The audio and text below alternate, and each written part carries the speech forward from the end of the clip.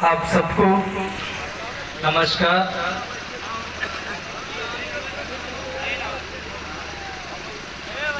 माता सावित्रीबाई फुले, महान सम्राट अशोक जी और हमारे भारत का पिता बाबा साहेब अम्बेडकर के जन्मदिन की मुबारक बधाई आप सबको देता हूँ। हमारे भारत का इतिहास बहुत पुराना है, बहुत रुचि भरा हुआ, दर्द भरा हुआ एक इतिहास है। ये सब आपको समझना बहुत ज़रूरी है। हम 2025 में हम बैठे हैं। आप लोग ध्यान से मेरी बात को सुनना बहुत ज़रूरी है। माता सावित्रीबाई फुले 1835-1895 तक ये हमारे भारत में सबसे पहला महिला शिक्षक थे। और ये ऐसे ही नहीं आया, बहुत सारे दर्द के साथ, बहुत सारे सताव के बीच में वो हमारे देश के भलाई के विचार को और दर्शन को आगे रखते हुए उनके सामने खड़े हुए सारे जो सताव को वो सहन के हमारे लिए एक उत्तम एक भारत को निर्माण करने का एक बात हमारे लिए दे रखे हैं। उस समय पर दक्षिण भारत में भी कई प्रकार की बात हुई थी। हमारे भारत में उस समय पर जब हमारे माता सावित्रीबाई फुले और इनके समय पर महिलाओं के लिए बहुत बड़ी दर्दनाक एक जिंदगी थी। महिलाओं को सुन रहे आप लोग, महिलाओं को ऊपर ब्लाउज पहनने के लिए अधिकार नहीं था, साड़ी पहनने के लिए अधिकार नहीं थी। और देवदासी प्रथा उस समय पर था। जो बच्चे 6 साल की हो जाती है उनको पंडितों के हाथ में दिया हवाला किया जाता था और उनके हाथ में बहुत बारे दुष्कर्म उनके जीवन में किया करता था। और महिलाओं को पढ़ने के लिए कोई भी अधिकार नहीं थी। महिलाएं बाजार में घूमने के लिए अधिकार नहीं था। और महिलाओं के खिलाफ इतने सारे बुराई हमारे भारत में हुआ करता था। उस समय पर हमारे माता सावित्रीबाई फुले हमारे देश के महिलाओं के हित में खड़े होकर आज महिला बच्चों के पढ़ाई के लिए वो एक कारण बनी है। कितने लोग उस बात को हाँ बोलना चाहते हैं? महिलाएं बोलिए, महिलाएं हाँ बोले, महिलाएं हाँ बोले। आज भी महिलाओं को इस प्रकार की दर्दनाक जीवन में चले जाते हैं। 1895 में दक्षिण भारत में सारा टक्कर एक विदेशी महिलाओं के लिए सबसे पहले स्कूल उन्होंने चालू किए। 1901 में दक्षिण भारत में कन्याकुमारी डिस्ट्रिक्ट में वो रास्ता में रोड पर वो चल रही थी। चलते समय 6 साल की लड़की रोते हुए वो भाग रही थी। उस समय पर ये जो बहन कारमेकल वो बच्ची को पकड़ी। वो बच्ची रोते हुए बोले छोड़ दो छोड़ दो छोड़ दो। और वो पूछने लगी तू भी मुझे पकड़ के वो जानवरों के पास लेकर जाएंगी, मुझे छोड़ दो।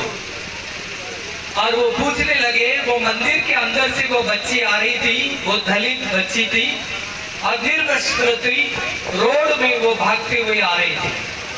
और उन्होंने पूछा, तुम्हारे साथ क्या हुआ? और वो बोल रही थी, मैं 6 साल की हूँ और मेरे साथ ये इसके अंदर बहुत सारे दिनों से मेरे साथ बहुत सारा अत्याचार हुआ, बलात्कार हुआ और मेरे जीवन बचाने के लिए मैं जा रही हूँ, मुझे छोड़ दो, मैं मरती करके वो जा रही थी। उस समय पर कारमेकल और बहन ने वो बच्ची को अपने गोद में लेकर अपना बेटी बनाकर उसको अपने साथ रखकर, जितने उस प्रकार के जो बच्चों का अत्याचार हुआ था, बलात्कार हुआ था, ऐसे बच्चों को साथ में लेकर उनके लिए एक बहुत बड़ा एक शिक्षा का स्कूल का वो प्रावधान बना के दिए। आज भी आप लोग दक्षिण भारत में जाएंगे तो डोनापुर करके एक गांव है, वो गांव में वो स्कूल स्थिति है।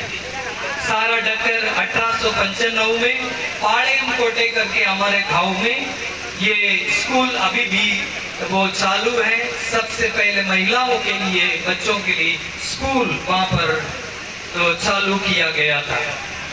आज मैं आपके बीच में कुछ बातें रखना चाहता हूँ। बहुजन, बहुजन शब्द बार बार हम सुनते हैं। बहुजन का जो शब्द तमिलनाडु में, साउथ इंडिया में नहीं पता, मुझे नहीं पता क्या बोलते हैं, मगर उत्तर भारत में बहुजन की जो शब्द बार बार आता है। ये बहुजन कौन था? ये बहुजन कौन था? हमारे भारत में 2 प्रकार की विचारधारा था। एक विचारधारा सत्य की ओर चल रही थी, समाधान की ओर चल रही थी, शांति की ओर चल रही थी, एकता की ओर चल रही थी और सत्य की बातों को बोलते हुए चल रहे थे। उसके वो झुंड के खिलाफ एक विचारधारा था। वो बहुजन लोगों के विरोध में खड़े होकर उनके लिए बहुत सारे रुकावट बनकर वो खड़ी थी। और पहला शताब्दी में जैसा सम्राट अशोक राजा महाराजा जो राज्य कर रहे थे, उसके बाद में हमारे भारत में कई साल तक 8वीं 9वीं शताब्दी तक हमारे भारत में किसी भी प्रकार की विभाजन, जातिवाद, धर्मवाद, परिवारवाद, ऐसी किसी प्रकार की वातावरण हमारे भारत में नहीं था, कोई भी नहीं था। यीशु मसीह के पहले 335 में हमारे भारत में किसी भी प्रकार महिलाओं का खिलाफ में कोई भी केस नहीं था और यहाँ पर डाउरी सिस्टम नहीं था। हमारे भारत में जो गुलामी का सिस्टम नहीं था, दूसरे देशों में था, भारत में इस प्रकार की सिस्टम नहीं था। ये सारे बातों के बीच में पीछे एक महान पुरुष बुद्ध ने हमारे लिए इस प्रकार की काम करके रखे थे।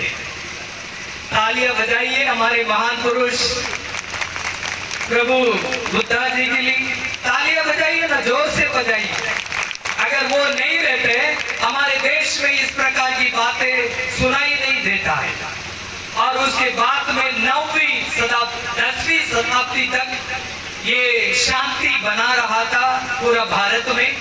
और जैसा 11वीं 12वीं जो 12 शताब्दी में इस प्रकार की गुलामी कराने का मौका किसी लोगों को मिली, वे लोग समय पर आकर बोलने लगे कि जो राजाओं को या छोटे छोटे राज पदवी में रहने वाले उन लोगों को असला के फुसला के अपने जो ताकत को बढ़ाने का काम उन्होंने किया। दक्षिण भारत में शिवाचार्य को ये जो सत्तों को वे लोग मार गिराए, जलाए।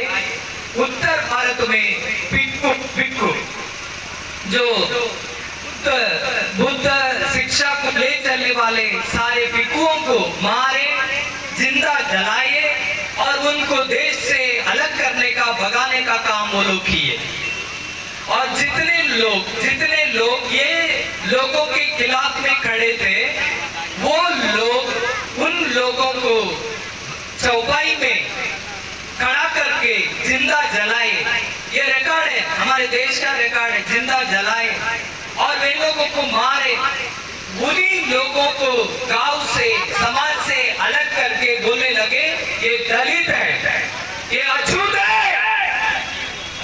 ये समाज में साथ में रहने के लिए किसी को अधिकार नहीं, ये लोगों को समाज से, देश से, गांव से अलग करे।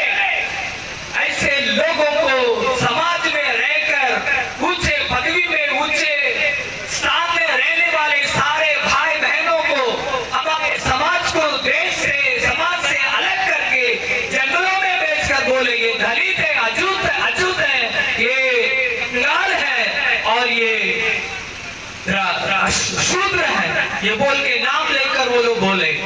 इन्हीं लोग बहुजन होते हैं।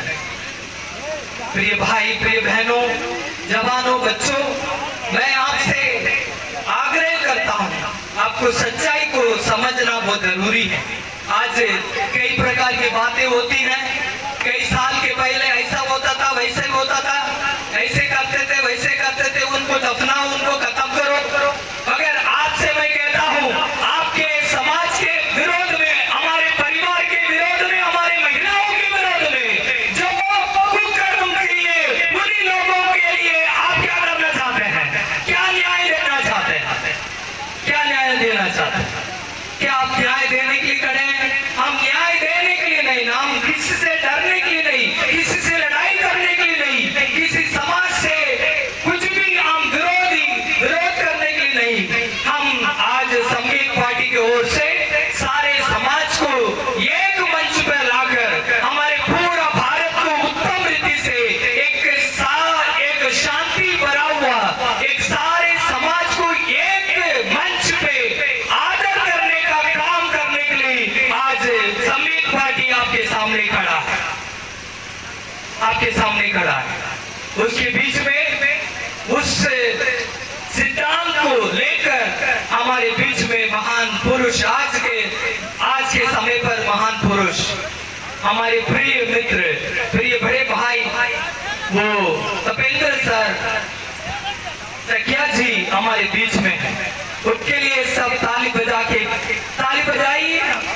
आपके, हमारे समाज के लिए, हमारे लोगों के लिए, हमारे देश के लिए, हमारे देश के एकता के लिए, सारे लोग समानता पाए, उस उद्देश्य के लिए संघीय पार्टी आपके सामने खड़ी है। संघीय पार्टी किसी जात का नहीं, किसी धर्म का नहीं, किसी देश का नहीं, किसी समुदाय का नहीं, किसी परिवार का नहीं। संघीय पार्टी हमारा देश का पार्टी होगा, हमारे देश के सारे बहुजन का, वो पिछड़े हुए वर्गों का होगा, जो राजनीति के तौर से खदेड़ा गया लोगों के लिए हित में हमारा संघीय पार्टी खड़े रहेगी। इसलिए मैं आपसे आग्रह करता हूं, आप लोग एक साथ हो जाइए, एक हो जाइए। मैं एक बात बोलना चाहता हूं जवानों से। हमारी मम्मी, सही में हमारी मम्मी ईवेरा परिवार के परिवार की थी और उन्होंने हमसे बोलती थी, जैसा ईवेरा परिवार समाज के सामने कुछ बात रखते थे, बोलते थे, उस समय पर जवान लोग उस मीटिंग से वापस आते समय उनके अंदर खून खोलता था और ताकत से भर जाते थे और जाते जाते माइलस्टोन, जो रोड पे लगा हुआ माइलस्टोन है ना, जो पत्थर को लात मार के तोड़ते थे। इतना ताकत भरा हुआ एक समाज को उन्होंने पूरा भारत में बनाने का काम उन्होंने किया। इसलिए आज मेरे सामने बैठे हुए प्रिय जवानों, आपके खून साफ हो जाए, आपका खून पवित्र हो जाए, आपका जीवन आपके समाज के लिए खड़े रहने का मकसद बन जाए। आपको कोई दबा ना पाए, आपको कोई भी दबा ना जाए, आपको मुकाबला करने का कोई ताकत इस दुनिया में कोई ना हो। इसलिए आप तैयार हो जाइए, जब लोग जागरूक हो जाइए, देश की उन्नति के लिए आप लोग खड़े रहिए। इसलिए इस महान अवसर पर आप सबको मैं धन्यवाद देता हूं और बधाई देता हूं और मंच मैं धन्यवाद देता हूँ। इस आयोजक किए हुए सारे नेताओं को भी मैं धन्यवाद देता हूँ। जय उत्तर प्रदेश, जय Bharat. God bless you all. Hello संचालक